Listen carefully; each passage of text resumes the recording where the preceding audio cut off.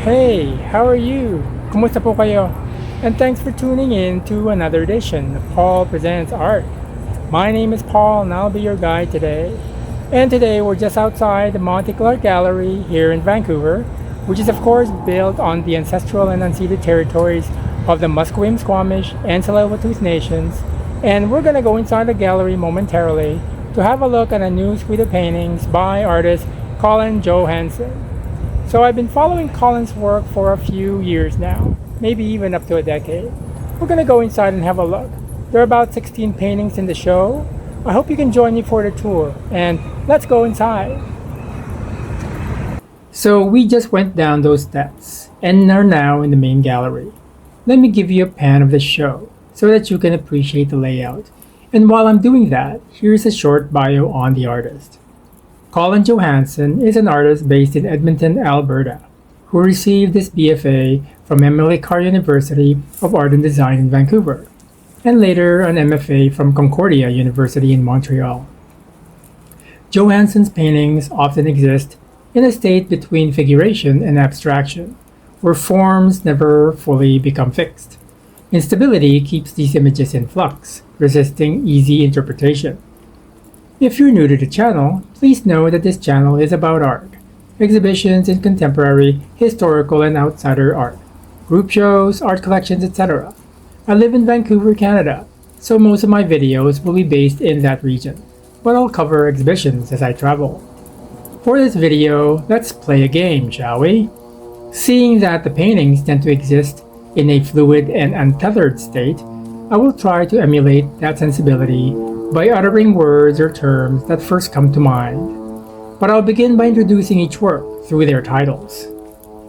This first work is Winged Victory, 2024, oil on canvas 68 by 45 inches. And the word that comes to mind is Samothrace, specifically the Winged Victory of Samothrace, a masterpiece in Greek sculpture from the Hellenistic period, dating from around 190 BC.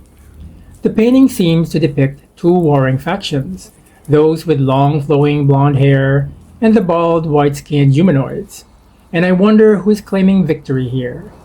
It's often difficult in conflict to know who the winning side is, unless you have a bird's eye view of the battle.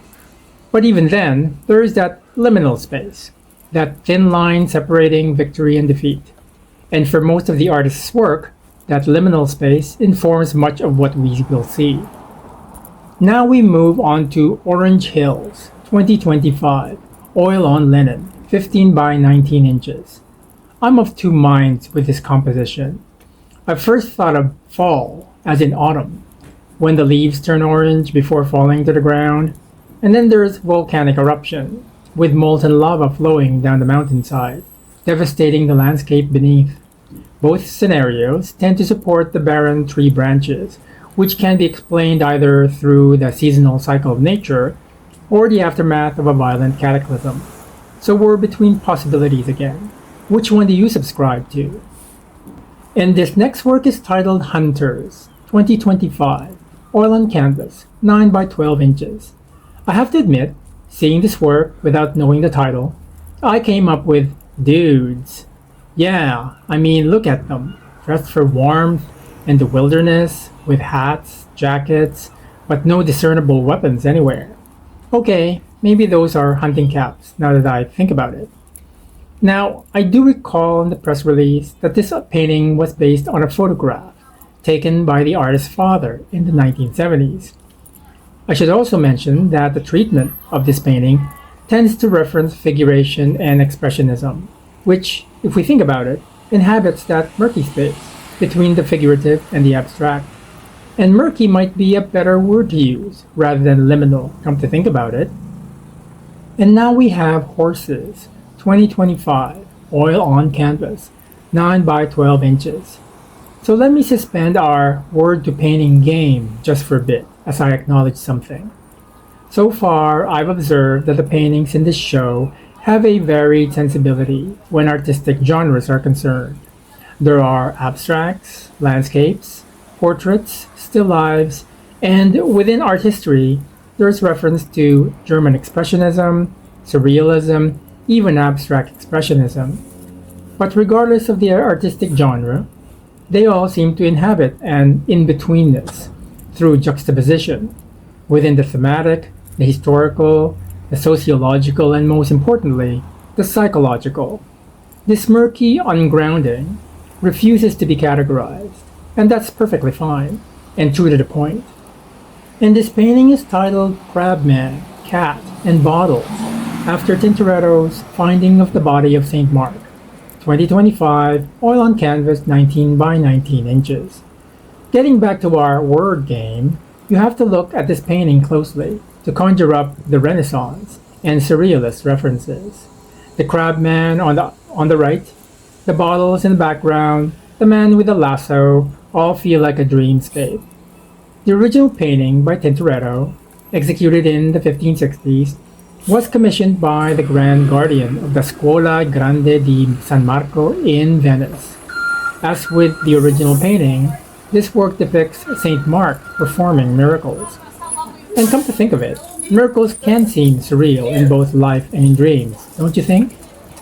Now we move into Fallen Rocks, 2025, oil on linen, 19 by 15 inches. And turbulence is the word that comes up. This is the first abstract painting we encounter in the show.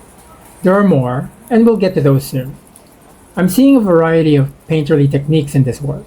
The organic shapes in the bottom, the mixture of poured paint with brushstrokes, and it feels like the aftermath of a disaster. It reminds me of how a Turner seascape suggests the atmospheric disturbance of a storm at sea. But the colors are soothing. The blues and yellows complement each other, and while there seems to be a reference to turmoil, there's also a serenity within the color field. Perhaps it's a calm before the storm. What do you make of it?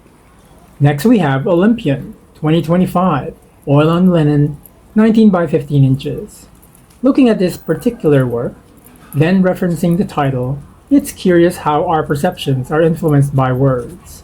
Abstract forms are objective forms, but titles allow for subjectivity.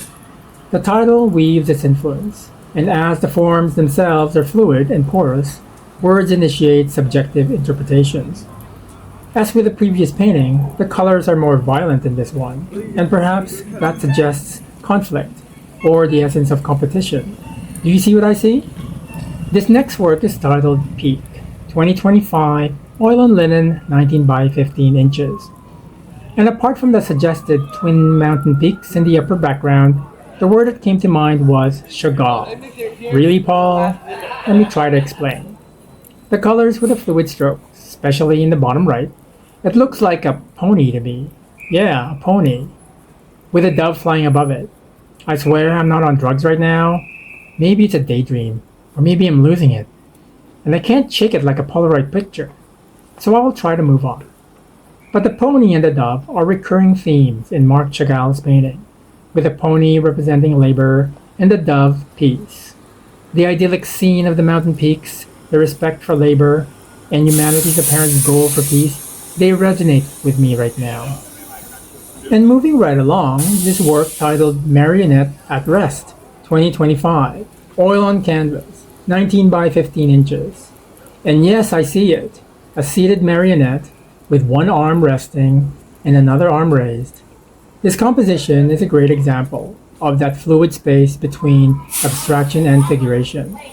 And from the press release, I'd like to share something, and I quote, "Many of Johanson's works are peopled with figures that are not quite formed. They seem retrieved from a dream or murky memory," unquote. And from that statement, I think that the artist's engagement, perhaps dedication, to the liminal space, whether through juxtaposition or other artistic methodology, these ideas occupy his practice, grounding it in the contemporary moment. And I'd like to expand on that thought a bit later. For now, this is Double Portrait, 2025, oil on canvas, 28 by 24 inches. And it's one of the outliers in the show, as it represents that intersection between modernism and expressionism, and juxtaposing portraiture with still life, because they look like marionette or puppet heads to me. Titled Double Portrait, it also makes us do a double take, as with most of the works in the show, that resists categorization And the cool, predominantly grayscale color of the painting contrasts with the warmth exuded by the figure's expressions and hand gesture. For this next work titled School Floor 2025 Oil on Canvas 52 by 42 inches, the press release described this work in more detail. And I quote, "This painting is a quotation of the tiled ground from Raphael's The School of Athens, and is partially obscured with abstract applications of paint. The gridded perspective is contrasted with fluid and formless areas of paint, applied while the canvas was laid horizontally on the studio floor. Slight tilts allow the paint to flow and leave a trace of its fluid state. School floor oscillates between its base material, of oil paint mixed with solvent applied with brushes on a flat surface, to a more ethereal depiction of what might be the cosmos, with flowing gas and dust speckled with starlight." Unquote. It's a good description of the artist's working method and the choice of classical subjects. I think I'll have more to say about that in a bit. Meanwhile, let's look at Blouse 2025, oil and acrylic on canvas, 36 by 48 inches. And just continuing that thought earlier, I think it's worthwhile looking at the paintings from the perspective of erasure, or the obfuscation of elements, as a contemporary artistic strategy. I detected an interest in Renaissance perspectives and neoclassical architectural constructs that not only forms the foundation for the work, but is deliberately obscured by the artist's handling of paint, either using a paintbrush or by indirect means, like tilting the painting and dripping the paint. These artistic gestures give agency to an artist's right to interpret history, which in some way lifts the burden of art history and its discourse, paving the way for a renewed sensibility not only in painting, but art in general. Some say painting is dead, but it keeps on getting resurrected. Just some food for artistic thought. And now we try to contemplate this next work titled AC Ducey 2025 Oil on Canvas 52 by 42 inches. And I have to admit, I had to Google it. And here's what I found. AC Ducey is a card game, also known as In Between, where two cards are revealed and the players bet on whether the third card will fall between the two cards or not. I remember playing this game with my brothers. We played for money and found that I'm really bad at it. Or more likely, there may be some cheating going on. Boggles the mind. And the title, again, references that murky in-betweenness that the works inhabit. I like this work. The coagulated, formless entity suspended in the middle of the painting. It seems to exist everywhere and nowhere. Utopic. And that's another murky suspension of materiality. Just an observation. Now we move on to Sprouts 2024, oil on canvas 58 by 48 inches. These next three works are large paintings that are strapped to the column. You'll get a better idea as I walk around the paintings for a three-dimensional view. At first, I was wondering why these paintings were unconventionally hung, but now it makes sense.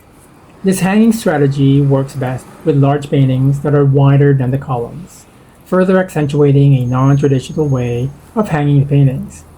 It's also good to note how the columns are symbolic of the neoclassical architectural style that the artist has used as an art historical and architectural reference point, especially those paintings that we saw earlier that highlight the interiors of 16th century Palladian style architecture, acting as a backdrop for religious biblical tableaus.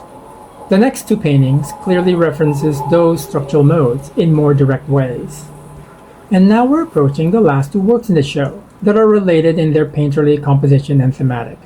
The first is Argument, Archway, 2024, oil on canvas, 48 by 59 inches, and will be followed shortly by Argument Pillar, 2025, oil on canvas, 48 by 59 inches. For these final two works in the exhibition, I'd like to share an excerpt from the press release that gives a succinct description of these paintings. And I quote, "Two works in the exhibition depict opposing baseball teams in the throes of a bench-clearing brawl set in a landscape of monumental neoclassical architecture. These absurdist arrangements could allude to battling ideological teams. The setting of Washington, D.C., with the Capitol Building and Lincoln Memorial, recalls depictions of neoclassical architecture in Renaissance painting, as do the compositions of numerous figures. These paintings form a body of work which marks a departure in the artist's practice. Here, he uses photo references to produce composite images, often including architectural structures like columns, archways, and staircases. These structures, rendered using principles of repeatable linear perspective systems, are contrasted against fluid pours of paint and abstraction." Unquote.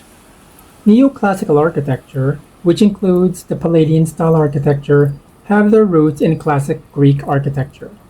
These architectural elements alone symbolically reference not only the neoclassical style, but references the idea of democracy and justice, intertwined political ideals that originated in ancient Athens. And both exist in that murky liminal space, for as we know, democracy is fragile and justice is blind. And I think that's a good place to leave things. I hope you enjoyed that tour of Collin Johanson's exhibition of recent paintings here at Monte Clark Gallery. If you'd like to share your thoughts, observations, questions, please do so in the comment section below. That would be great. Click the like button and be sure to subscribe to the channel. It's free, and as a non-monetized channel, subscribing achieves visibility and creates added awareness of the artist and the gallery. Maraming salamat po sa inyong lahat. Thank you for joining me today. Have a great day, and I hope art continues to inform your life. Tune in again next time for more art-related videos. Goodbye!